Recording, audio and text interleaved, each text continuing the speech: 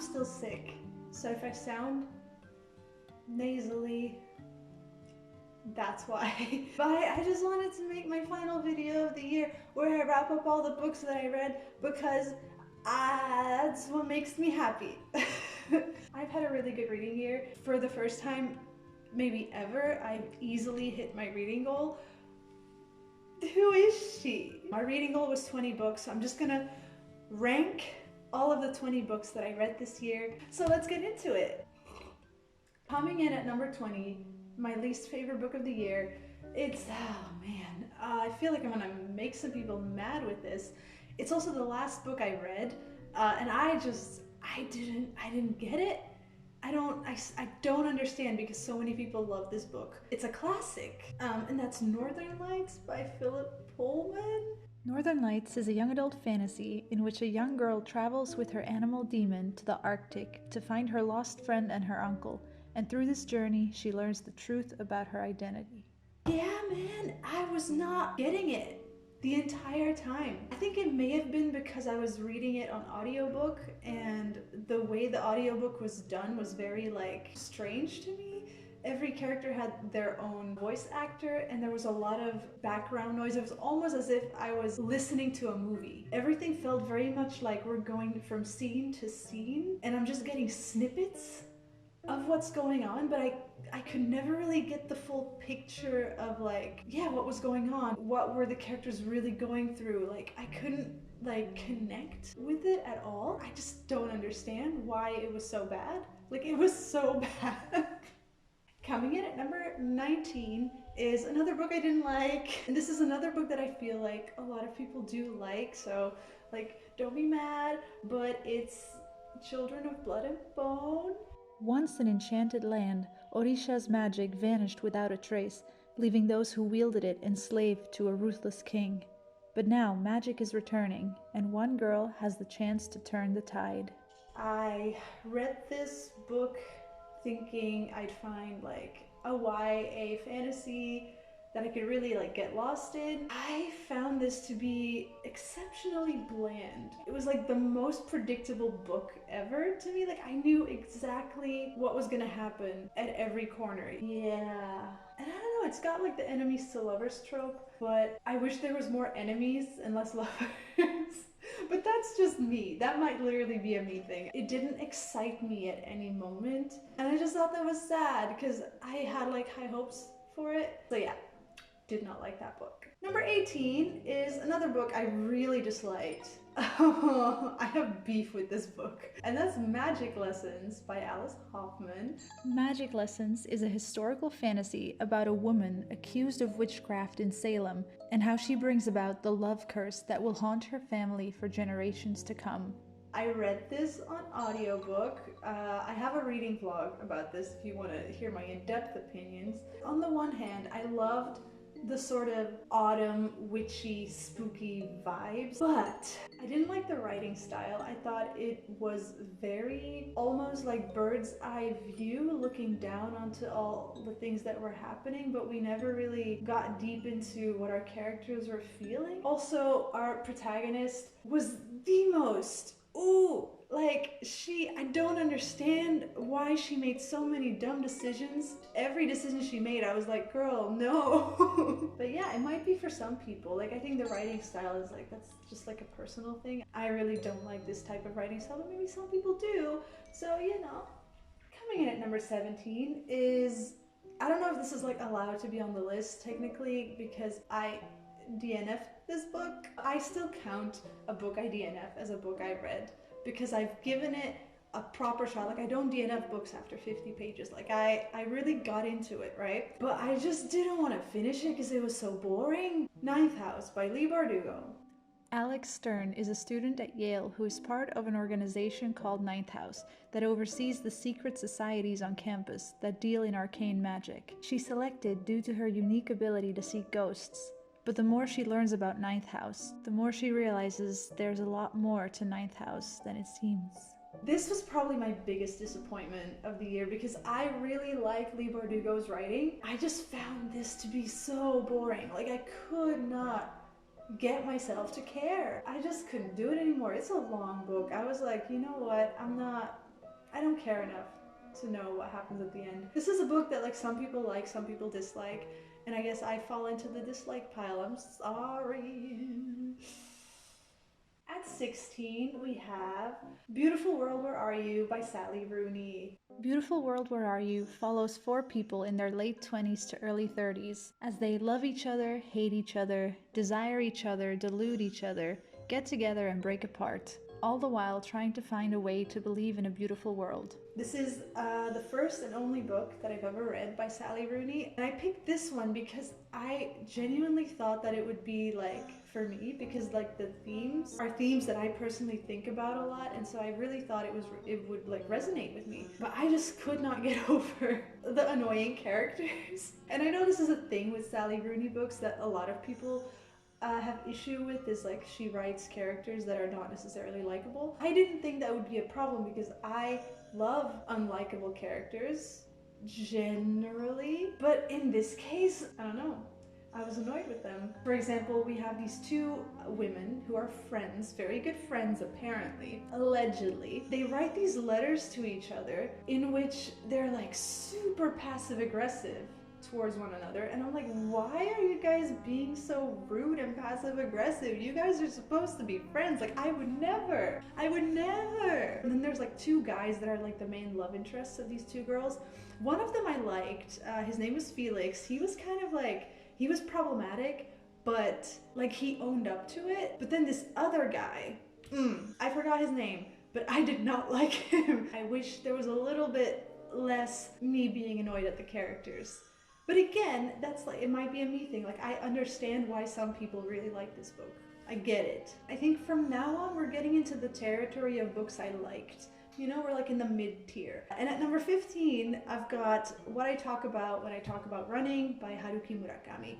An intimate look at writing, running, and the incredible way they intersect. What I Talk About When I Talk About Running is an illuminating glimpse into the solitary passions of one of our greatest artists. I thought this book was fine. It was pretty good. In this book, he talks about him training for all his marathons, why he started doing it and why he continues to do it, and how it motivates him. And he relates it a lot to his writing as well. In a way, writing a book and training for a marathon are similar things, in the sense that, you know, you need a lot of hard work, determination in order to be able to do it. As someone who loves to write, it was really quite interesting and inspiring to read about that. So yeah, it was pretty nice. At number 14, I have Kazuo Ishiguro's Never Let Me Go. Never Let Me Go is a dystopian science fiction about a group of children growing up in a seemingly idyllic boarding school in England.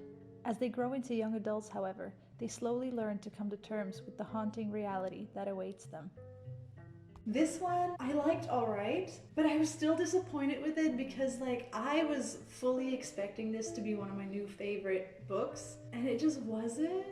I liked it. It was interesting, and it kept me interested because there's an element of mystery throughout the book. I think the impact that I think the book was supposed to have, you know, that like moment where it just like grabs you, it just like never came. And so I'm like left wondering, like, did I just misunderstand the book or something? Like, is there something I missed? I didn't cry, and I cry easily. Like, I cry a lot. I cry at commercials. I don't know what I was missing. I just thought it was fine, but I don't get the hype. Coming in at number 13 is Dracula by Bram Stoker. Dracula tells the story of Jonathan Harker, who gets trapped in the castle of a bloodthirsty Transylvanian vampire, and how him and his friends then make it their sole life mission to take out this evil being. This was my second time reading Dracula. I feel like I finally understand what Dracula is all about. First time I read it was like during like a readathon, like many years ago. It was so hard to get through. I thought it was really boring. I think it's because I was trying to get through it really fast, and it was, you know, it's a pretty dense book, I think, and it was just not working. This year I did Dracula Daily. If you don't know, like please get into it. Dracula is told in diary entries. So Dracula Daily just sends you those diary entries via email on the day that those diary entries were written. So basically, I just read Dracula by getting nice little emails from the characters out of this book, and it's such a fun slow way to read the book. Reading it slowly like this and having to wait for diary entries because, sometimes there were no diary entries, it made everything so suspenseful and it made me care so much for the characters. And like, I realize now that Dracula is so much more than what I thought it was. Like, yes, it's a gothic horror novel, but also it's a romance novel. It's a book about friendship. It like really made me appreciate the book so much more reading it this way. So if you didn't participate in Dracula Daily this year, sign up. And then I think starting May next year, you'll start getting interesting little emails from Jonathan Harker, and it'll be great. At number 12, we have Ruth Oseki's Time Code of a Face. What did your face look like before your parents were born? Who are you? What is your true self? These are the questions in Ruth Oseki's mind as she challenges herself to spend 3 hours gazing into her own reflection, recording every thought and detail. I love Ruth Ozeki. I read her book A Tale for the Time Being many, many years ago, and to this day, it's one of my favorite books of all time. Time Code of a Face is very different. Like, it's just the author sitting in front of a mirror and studying herself. But it was such a nice little experience to read. I felt myself become very calm. It was almost like meditating because nothing happens. The author is literally sitting there observing things and just stream of consciousness saying what she's feeling. So if you're in the mood for that, maybe read this book. At number 11, we have A Year in Tokyo by Christiane Jones. Both an illustrated guide and memoir, A Year in Tokyo, according to the author, is a candid exploration of what it's really like to live and work in the world's greatest megacity. Christiane Jones is a YouTuber that I've been following for quite a long time. I feel like we're very similar in the sense that we both lived in Japan. So for me, reading A Year in Tokyo, it was so fun and like almost nostalgic for me because it reminded me of the time that I lived in Japan. I lived in Osaka, which is a different area of Japan, so I don't know Tokyo that well. I've been there a couple times, but it's honestly never been my favorite place to go because it's a very busy, bustling city. But reading Tokyo from her perspective made me realize that Tokyo is so much more than, what you would think of as a tourist, because she takes you through Tokyo through the lens of someone who's lived there, and she shows you things that are a lot more personal, and it's relatable because the big city I lived near was Osaka. That's also like, it's a huge bustling city, but the way I see Osaka is not like that. I see Osaka as such a homey, cozy place to be with all of these like little places that I love, and I loved seeing that perspective put onto a city like Tokyo. Coming in at number 10 is There's No Such Thing as an Easy Job. There's No Such Thing as an Easy Job follows a woman with a burnout through 5 odd temporary jobs while she tries to assess what she wants to do with her life. This book I liked because it was quite relatable. Because our main character, she doesn't really know where she wants to go in life. She doesn't necessarily want a big career. She just wants an easy job that'll, get her enough money to live, basically. She doesn't have these big ambitions or anything. Honestly, same. And so it was really interesting to watch her try out all these different jobs that were all kind of quirky and weird. There's a little bit of magical realism almost going on. I really enjoyed our main character's perspective. I liked her voice a lot. This is not a book that necessarily has like a typical arc of like beginning, middle, end, and you've got like a beautiful conclusion at the end. Like, if you're expecting that, then this is not the book for you. This is more like you just watch her go through all these jobs. You're just along for the ride kind of thing. I wasn't blown away by it. It didn't change my life or anything, but I did enjoy my time with this woman trying out different jobs. And I think from here on out, I really, really liked all the books that I read. So, that's a lot of really good books. But coming in at number 9 is Crimson Cranes by Elizabeth Lim. A Princess in Exile, 6 Enchanted Cranes, An Unspeakable Curse, a beautiful and immersive YA fantasy retelling of the Grimm brothers' The Six Swans fairy tale, set in an East Asian-inspired world. I also have a reading vlog about this book. This was just a fun ride. This book was kind of like what I was hoping Children of Blood and Bone would be. You know, I wanted a YA fantasy I could really lose myself in. That was what this was. It was such a fun ride. What I loved about this was how unpredictable it was. I never saw anything coming. I was always falling from one surprise into the other. You know, I felt comfortable enough to just let the story take me where it was going. I also liked all the characters a lot in this book. I loved our princess main character, who is very flawed and definitely, you know, has a lot of learning to do, but she does. Like, she has a really beautiful character arc. I loved all the brothers. I loved the love interest, which is rare. Like, I often just don't really care. I was very, very pleasantly surprised by this, and I can't wait to read the sequel. At number 8, I've got The Bell Jar by Sylvia Plath. Why did I say it like that? The Bell Jar details the life of Esther Greenwood, a college student whose mental health spirals more and more out of control as she deals with society around her. I never thought I would find a character that was written so many years ago this relatable. But I don't know, I just found her to be such a beautiful voice. I loved everything she had to say. And yes, she did lose it a little bit, but like, I felt like I understood her and I understood why everything was happening to her. I was like with her all the way, even when she was completely losing it. And I just think she's a really brilliantly written character. Highly recommend this book. Even if you're a little bit scared of reading classics, I think this is a very easy to get into classic. I think a lot of people will relate to this main character. I loved her. Coming in at number 7 is a book that like makes me feel all warm and fuzzy inside, and that's Eleanor Oliphant is Completely Fine. Eleanor Oliphant is a social misfit with a traumatic past who becomes enamored with a singer whom she believes she is destined to be with. The novel deals with themes of isolation and loneliness and depicts Eleanor's transformational journey toward a fuller understanding of self and life. I'm a little bit late to this book because I feel like everybody read this like many, many years ago, but I'm so happy I finally read it. I read this one on audiobook, and I think that was a really good decision because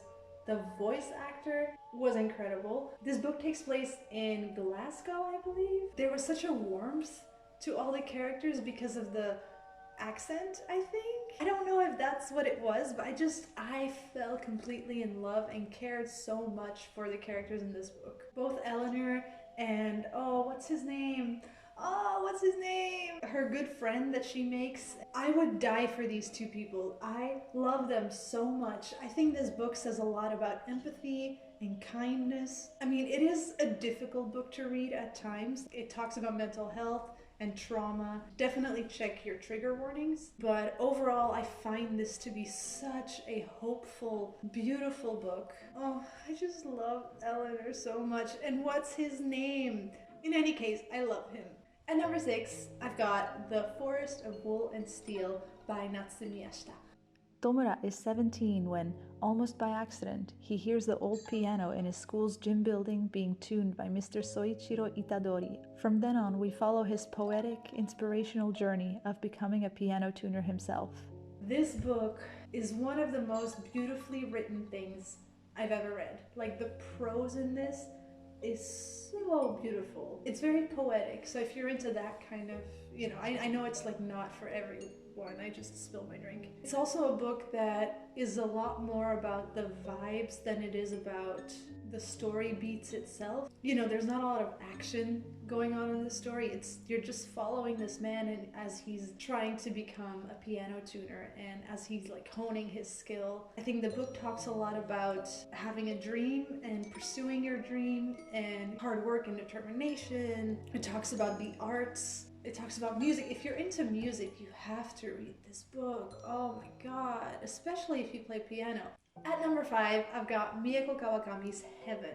Heaven tells the story of a 14-year-old boy who's relentlessly bullied at school and the relationship he forms with a classmate who is also a target of the same bullies. This book broke me a little bit. Very sad. I cried a lot, but dang it, I loved it. It was so heartbreaking, but real. Like, there's something about this book that felt so real. There's this one scene from the book that I'll never forget. It's when the boy that gets bullied, he's outside of school and he randomly comes across one of his bullies. He plucks up the courage to go up to his bully and just ask him plain and simple, hey, why do you do it? The whole scene is just a candid conversation between the bully and the victim. It's such a uncomfortable dynamic, but it's so honest and real. I read this book like half a year ago, but I still think about it all the time because it is so open and bare and naked and raw. You know, we don't talk about this stuff, not in the way that this book talks about it, and I think this is a very important book and I want a lot of people to read it. But also, like, maybe if you, like, I don't know, it's a hard book to read. So, like, again, check the trigger warnings, perhaps. Coming in at number 4, I believe we are, is Earthlings by Sayaka Murata. This shocking novel follows an imaginative girl called Natsuki, whose life continues to get more and more derailed through the various kinds of abuse she underwent in her younger years. It explores the feeling of alienation within a community, it calls out the absurdity of modern society, and does all of this through the lens of taboo. When I read Convenience Store Woman by Sayaka Murata, I was blown away. I didn't think I was gonna love Earthlings more than that. But I do. Again, before I say anything else, probably check the trigger warnings. It's got like all of them. This book is shocking, but it's not shocking just to be shocking. I just want to say that because I think some people misunderstand this book. I know it's not for everyone, but I think this book is saying some very important things. It's really heartbreaking to watch this woman go from her childhood to her adulthood, and you just watch her spiral more and more and more. You want someone to come in and take her hand and help her get better, and it just doesn't happen. But at the same time, her reasonings for doing the things that she does and spiraling the way that she does makes sense in a weird, messed up way. The way she criticizes society and her family and the way things around her are, and the way she questions the way things are very valid. It just makes you think. This book made me think a lot, and even now, like, I think about this book a lot, and I think it's a very, very brave book to write. I commend Sayaka Murata for writing the things that she does because I don't think a lot of people could do it. Coming in at number 3 is The House in the Cerulean Sea by T.J. Klune. Linus Baker is a by-the-book caseworker in the department in charge of magical youth.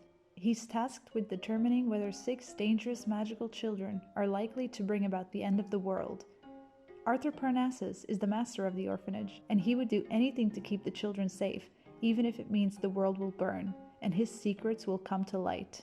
I'm so happy I finally read it. This book feels like a warm hug. I love the characters in this book so much. I loved the writing style. It's so vivid. Like, I could picture everything so vividly. It's also very whimsical in the way it was written. It's so funny. This is probably the funniest book I read this year. The characters were charming and hilarious, and at the same time this book has such heart. I cried a lot reading this book. It just grabbed me by the heart and just, you know. Also, probably second favorite character of the year goes to Lucy. Love Lucy. I love Lucy. And then finally, I'm saying finally because there's 2 books left, but they're 2 books from the same series. So they're number 1 and number 2. And that is A Psalm for the Wild-Built and A Prayer for the Crown-Shy by Becky Chambers. Monk and Robot is a delightful sci-fi series that gives readers hope for the future. In A Psalm for the Wild-Built, the first book in this philosophically adventurous series, the robots of Panga have long ago achieved self-awareness and retreated into the forest, where they've become the stuff of legends and myth. However, when a robot checks in on a tea monk one day, honoring its ancient duty, it cannot leave until the monk answers a simple question: what do you need? How do I even begin talking about these books? They have changed my life in a way that I think I read these books at exactly the right time in my life. It's one of those moments, it's like, where you just, and it just like blows your mind a little bit. I think I've never felt so seen by a book. So our main character is just kind of lost. They don't really have any big issues or anything, like everything's fine, but there's something always like not quite right, but it's very much on the back burner. And so basically they just tap out and leave into the wilderness. And that's when they meet this robot. And from there on out, it's just Dex and this robot walking and talking about philosophy, and it's amazing. I really can't explain it. I just really want everyone to read these books. I think young people these days could very much use these books. These books feel like therapy to me. Like, they help me so much. And they're not heavy books to read. Like, yes, I cried a lot, but they're also really funny. Like, they're laugh out loud funny sometimes. The character of our robot, Mosscap is his name. I love Mosscap so much. He makes me giggle. I wish I was friends with this robot in real life. I love him so much. I want everyone to read these. Everyone, including you. But anyways, I need to stop talking because this is gonna be a long video. Those are all the books that I read this year. Again, as I said, I had a really good reading year. I hope you had a really good reading year too. Let me know if you have any recommendations, like what were your best books of this year. But yeah, I'm gonna go now. I hope you have a wonderful, wonderful day, and I'll see you in the next video. Bye!